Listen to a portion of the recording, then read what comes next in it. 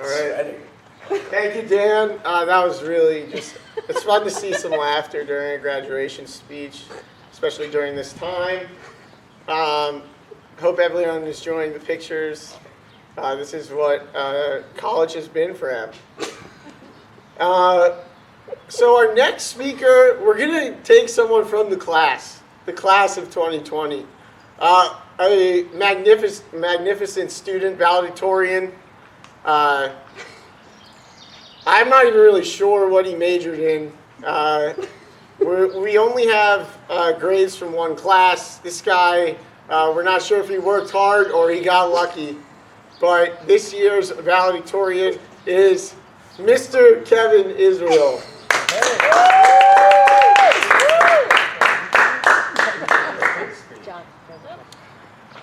Welcome, family, friends, and of course, the University of Maryland class of 2020 graduates.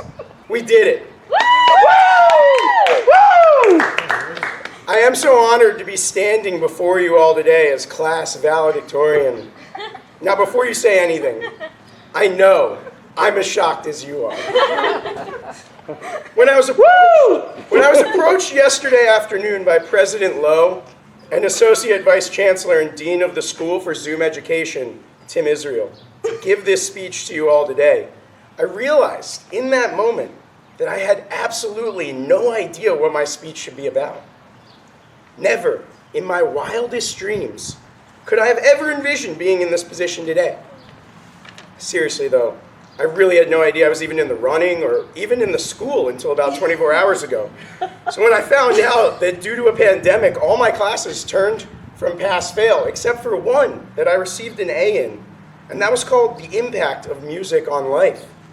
Shout out to Professor Salam Ahmad. That guy's theory that Shakira's honest tips helped increase micro-lending in the third world is something I'll never forget. Yes. Unlike my Bio 101 teacher from freshman year, because that class was bullshit, but I'll save that for another day.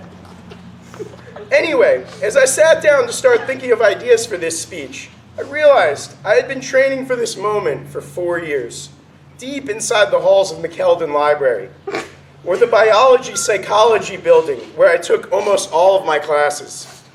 And I knew that if I simply took what I learned from my time at University of Maryland, the secret sauce, if you will, to my success, and somehow repackaged it for 24 more hours, then I would be able to put together an amazing speech for you all here today.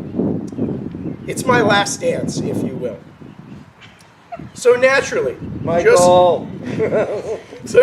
just like any good valedictorian would do the night before the biggest speech of their life, I knew it was time to get to work, and work I did.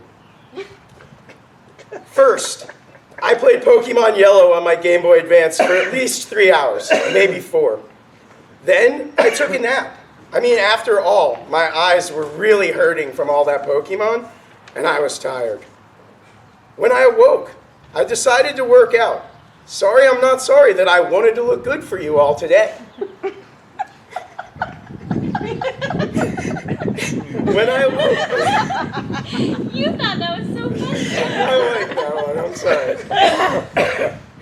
It was at this point that it started to get dark, and I really needed to get something written down. But I knew I needed to refuel first, since I do my best thinking after a nice healthy meal. So I gathered a bunch of fresh greens from my backyard garden, shout out Neil Trueblood, and flushed them down the drain, and instead ordered an insane amount of greasy Chinese food, effectively undoing my entire workout and deeming it completely useless. It's at this point that you're probably wondering when I will actually begin my graduation speech. When will you begin your And I'm starting to get there now. It was at this point that something happened. It was with a full belly and a clear mind that I finally began to write. Trivia answers down in a Google spreadsheet with people I barely knew while simultaneously watching Shrek 2, all while wearing a ridiculous costume for no apparent reason. If you want to know what hard work looks like, this is it. I'm exhausted just talking about it. It was now 2 a.m., and I still didn't have a single word written down.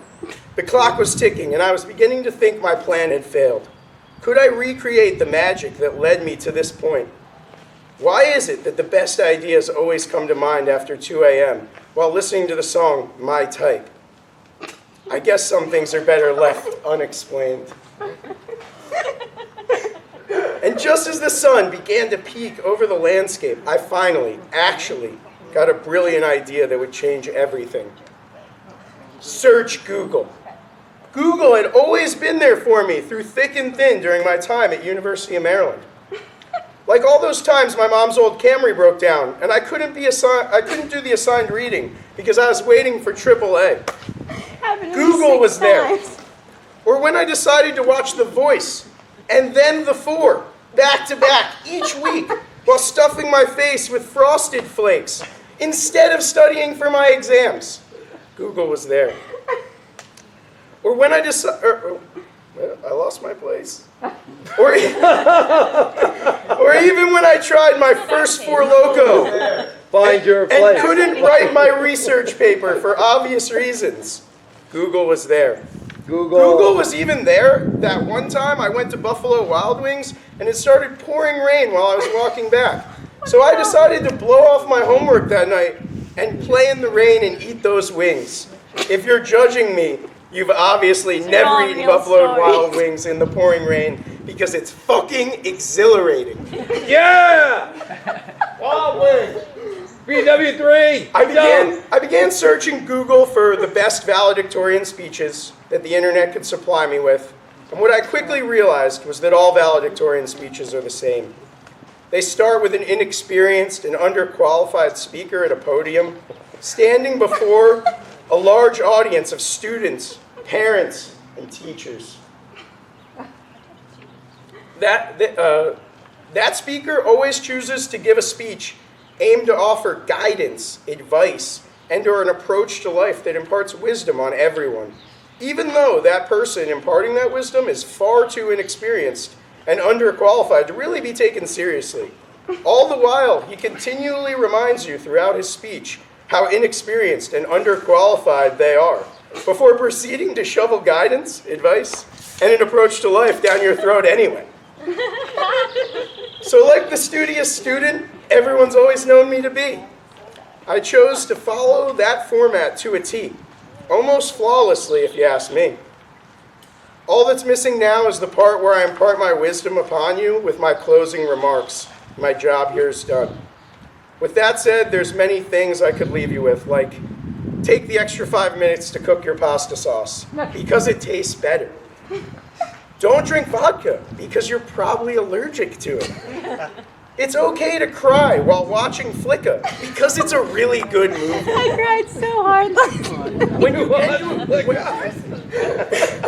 When you get into a prank war with your friend and your bed is missing, it's probably down the hall in her room. And finally, houses do make noises sometimes, but that doesn't mean there's an axe murderer living in your attic. But this is just advice you've heard 1,000 times before. Yeah, axe murderer. And so to make sure my speech is truly remembered as great, I have to give you a bit more. So here it goes. We want more. If there's one thing I've learned from becoming class valedictorian and having the opportunity to write this speech for all of you, it's that we're all valedictorians.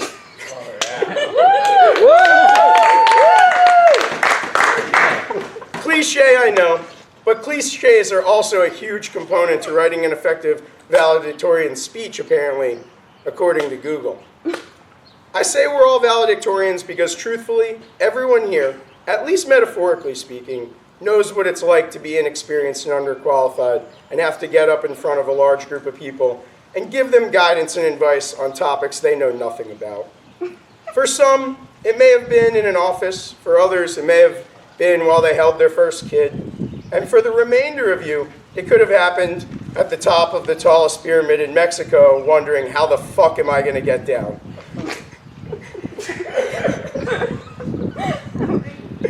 Remember that when you wake up each morning and the world inevitably brings you new challenges and opportunities to your door, just like this speech, don't fear them. Maybe don't wait until 5 a.m. to tackle those challenges if you can help it. But honestly,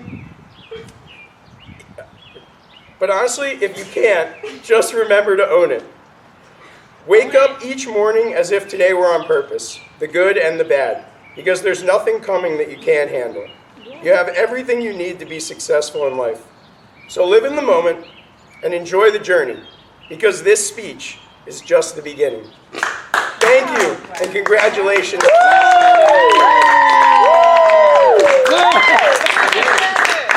Valedictorian. That was as long as That was a special speech. That was special. Yeah!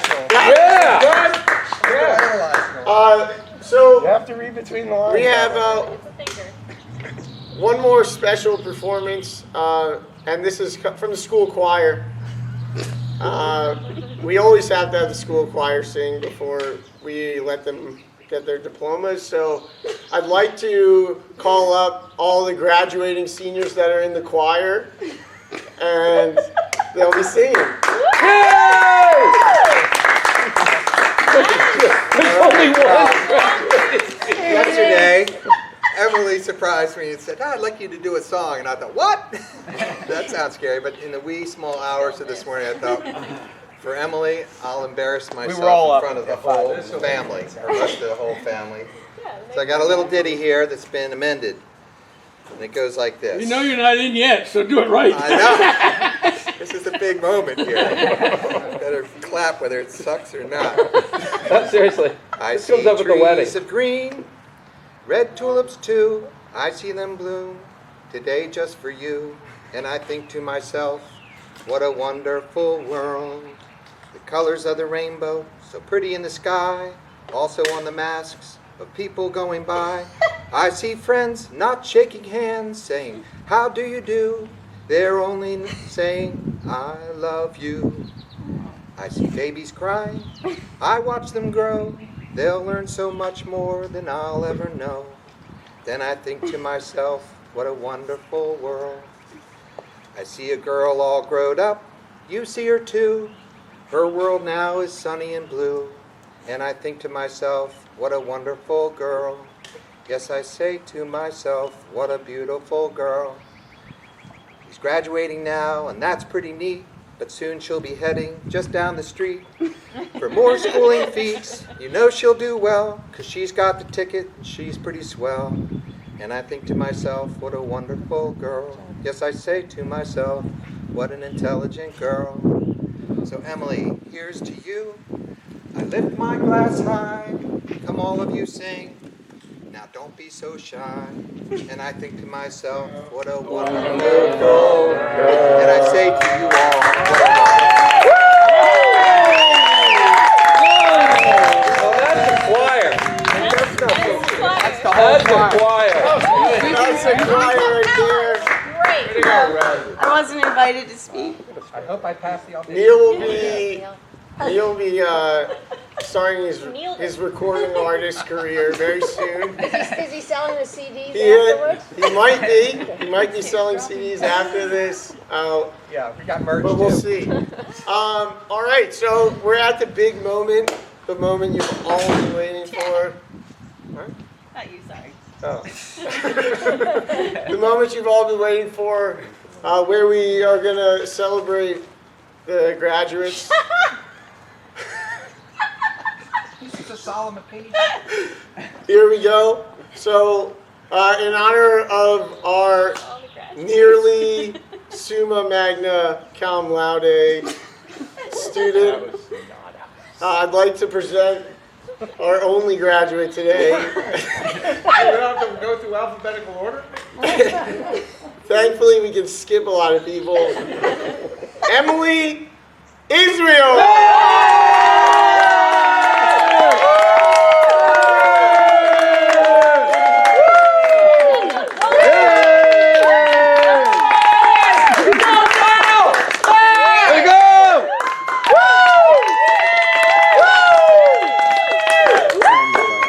Great, thanks for being here, guys. All right, that's it. little pomp and circumstance? That's it. That's all we got. Tim, don't worry. Congratulations. Tell you what.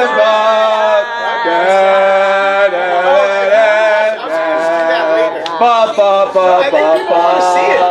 ba ba ba ba ba